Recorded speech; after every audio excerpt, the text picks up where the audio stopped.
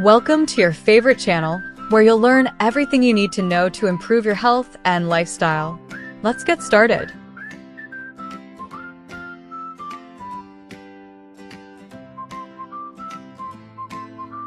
Okay, so what if I told you there's a simple, everyday habit that can predict how long you'll live, and it does it better than some of our most common medical tests?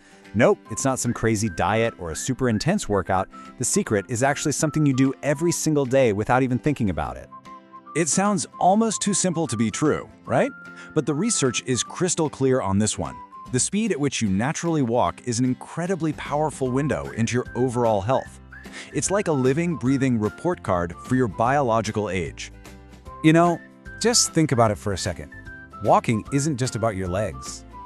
To walk with a bit of pep in your step, your heart, your lungs, your entire circulatory system, even your brain and nerves, they all have to be working together in perfect harmony.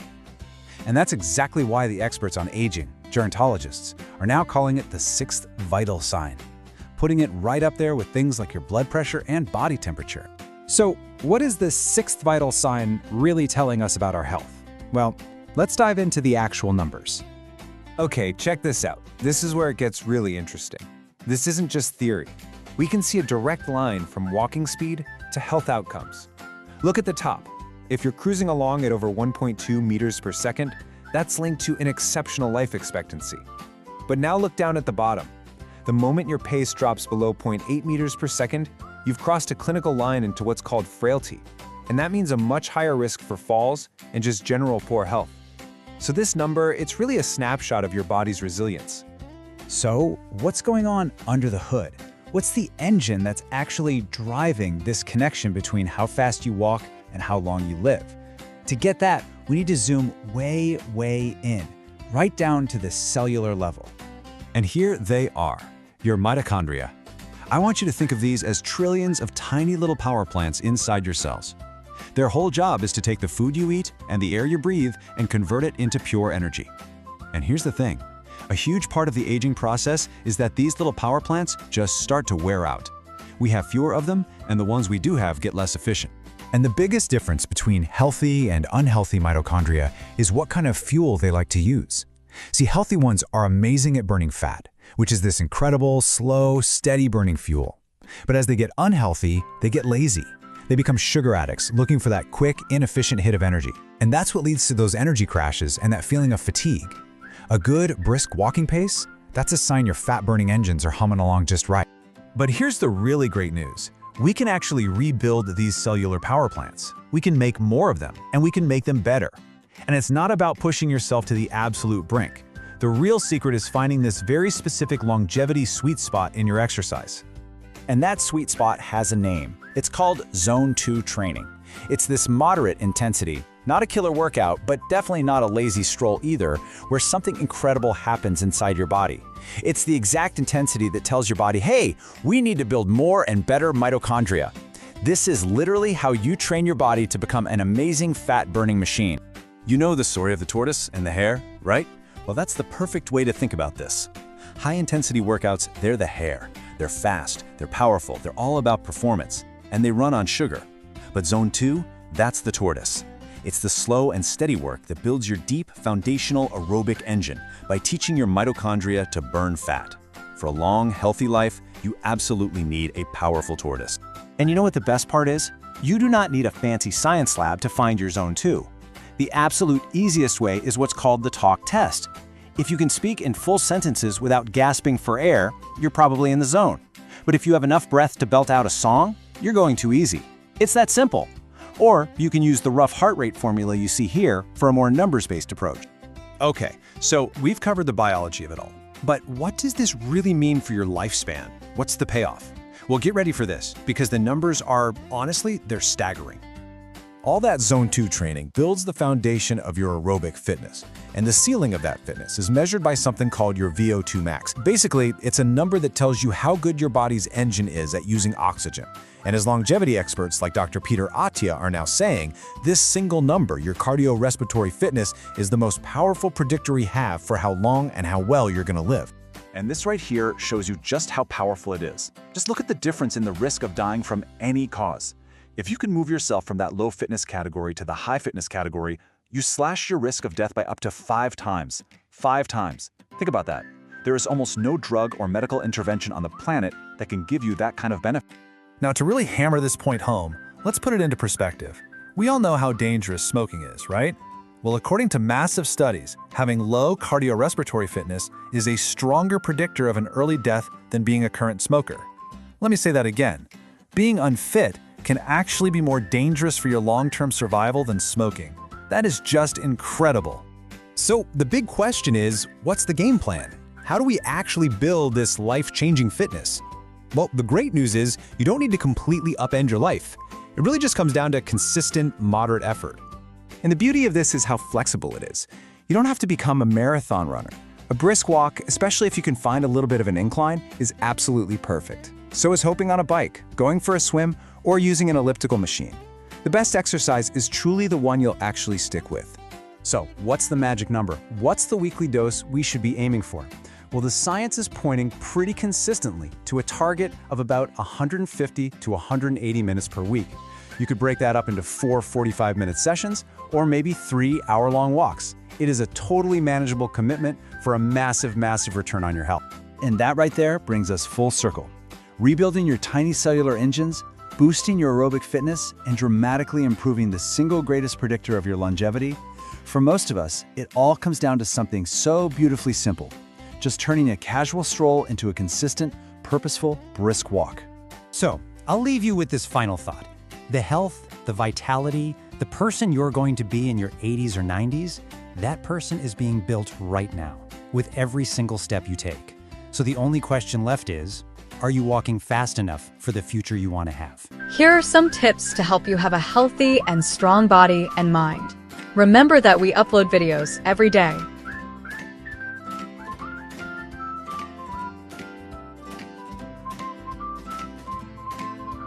Okay, let's talk about a word you've probably heard buzzing around a lot lately, biohacking. What is it really? Is it some far-off sci-fi concept, or is it something you can actually start doing, like, today? Well, we're going to cut through the noise and show you how making a few small, smart changes can make a huge difference in your health. Let's dive in. So when I say biohacking, what's the first thing that pops into your head? Are you picturing cyborgs, high-tech labs, or maybe, just maybe, your next healthy habit? The truth is, it's way more down to earth than it sounds. It's really about giving you the power to take control of your own biology. At its heart, this is all it is. So forget the crazy sci-fi stuff for a minute. Biohacking is simply about making small, strategic tweaks to your lifestyle. The whole point is to improve your health, your well-being, and just feel better, both physically and mentally. It's not about a radical, scary overhaul. It's more like a smart upgrade to the life you're already living. I just love this quote from Dr. Anam Abood because it hits the nail on the head. You know, it's so easy to get distracted by all the fancy gadgets and expensive supplements out there. But the real power, the real results, come from nailing the basics. Get those right, and everything else is just the cherry on top. It's also super important to understand that biohacking isn't just one single thing. It's actually a whole spectrum of practices. We can basically break it down into 4 main branches, and each one has a different goal and, you guessed it, a different level of risk. So on one end, you've got lifestyle biohacking. This is stuff like improving your sleep or managing stress, all very low risk. Then you have nutrigenomics, which is all about tailoring your food to your unique genetics. After that comes technological biohacking, using wearables to track your data, which is also pretty low risk. And then, way over on the other end, you've got the extreme stuff, DIY bio or grinders, which involves things like implants. That's high risk. In this explainer, we're going to stick to the low risk, high impact stuff. So where do you even start with all this? Right here, with the basics. These are the simple and often totally free habits that give you the biggest bang for your buck when it comes to your health. This is the foundation you build everything else on. Just take a look at this list. Seriously, these are some of the most powerful biohacks out there. And guess what? Most of them don't cost a dime. We're talking about things like intermittent fasting, getting really good quality sleep, just drinking enough water, eating real food, and making sure you get some sunlight every day. They might seem almost too simple, but trust me, when you put them all together, the effect they have is absolutely profound. Let's zoom in on sleep for a second, because you could argue it's the ultimate biohack. Here are 4 super simple things you can do. 1. Get some sunlight first thing in the morning. It helps set your body clock. 2. Keep your bedroom cool. It signals to your body that it's time to sleep. 3. Try not to eat for about 3 hours before bed. This lets your body focus on repair, not digestion. And 4. Use blue light filters on your screens after the sun goes down. It helps your body produce the sleep hormone melatonin. Simple, right? Okay, so once you've got those foundational habits locked in, then you can start looking at leveling up.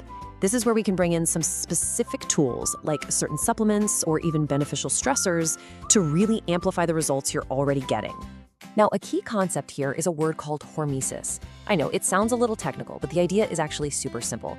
Basically, what doesn't kill you makes you stronger. Think about it. Exercise is a short-term stress that makes your muscles grow back stronger. Well, things like cold plunges and saunas work the same way.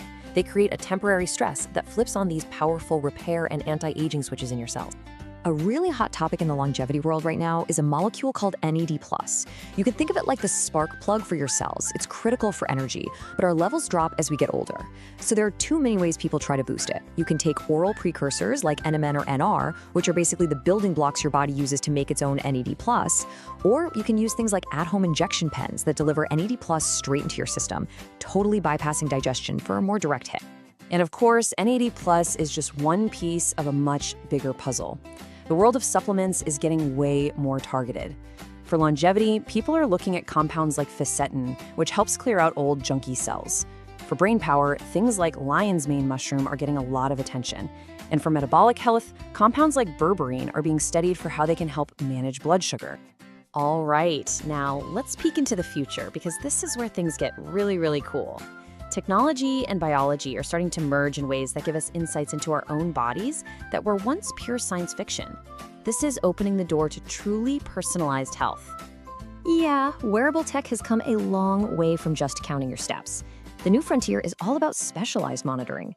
We're talking about devices that can track specific things, like your blood sugar or stress hormones, in real time. This gives you a constant stream of personal data so you can make smarter decisions about your health. And this isn't some far-off future. It's happening right now. At the recent Consumer Electronics Show, we saw some amazing gadgets. There was Peri, a tracker for hormonal changes during perimenopause, Allergen Alert, a little handheld sensor that can find hidden allergens in your food, and even something called a longevity mirror that can analyze your stress levels just by looking at your face. This is personalization on a whole other level. So what do you do with all this data? Well, that's where AI steps in. Check out this number, 0.63. That's how accurate an AI model was at predicting how a meal would affect someone's blood sugar. Now compare that to the old school method of just counting carbs, which scored a measly 0.14. That is a massive difference. It shows how AI can create personalized nutrition plans that actually work. Now, with all of this exciting new stuff, we have to talk about safety. This is so important. The #1 rule of biohacking should be the same as the #1 rule in medicine. First, do no harm. Your personal health and safety have to be the absolute top priority, always. And this right here is a perfect example of why that matters. Look, not every hack is for every single person. For instance, cold exposure might be a bad idea for someone with high blood pressure. And prolonged fasting? Definitely not recommended if you're pregnant. You have to know your own body and your own health situation before you start trying new things. So let's wrap this up with the golden rules for doing this safely. #1, and this is the most important, talk to a doctor before you make any major changes. 2, listen to your body. It's the best feedback you're ever gonna get. If something feels wrong, it probably is. 3, start small. Introduce one new thing at a time so you can actually tell what's working. And finally, with all this new tech, be smart about your data privacy. So what's the big takeaway from all of this? It's really about taking that first step. You don't have to do everything all at once. Just pick one thing. So my question to you is, what is the one small change you're gonna make first to start your own health journey? If you found this video helpful, please subscribe and help me reach my goal of 1,000 subscribers so I can bring you better content. See you tomorrow with a new video.